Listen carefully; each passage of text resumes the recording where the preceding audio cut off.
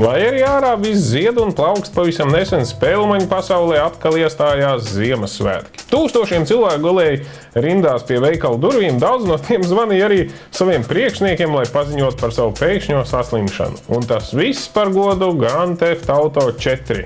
Datorspēlē, pie kuras strādājuši vairāk nekā 1000 cilvēku un kuras izstrādē iztērēt pār par $100 miljoniem. Tā ir virtuālā pasaule, precīzāk milzīga pilsēta, kurā nav likumu. Un vismaz nav priekš tādiem vīriem, kā spēles galvenais varonis Niko Belličs. Viņš, nelegālais imigrants no Austrumēropas, ir ieradies meklēt savu amerikāņu sapni lielajā brīvības pilsētā, kas ļoti atgādina Ņujorku. Nozagt auto, piekaut kādu kaitinošu garām gājēju un atšaudīties no mankārīgiem bandītiem šajā brīvības pilsētā ir tīrā ikdiena. Gluži kā Holivudas filmās, taču šoreiz sižetu un notikumu gaitu nosaka pats spēlētājs. Jautāsiet, kā kaut ko tādu var dot spēlēt bērniem? Atbilde gan varētu būt lakoniska. Tad jau labāk, lai izārdās virtuālajā pasaulē, nekā ķers pie reāliem ieročiem. Bet tas tā.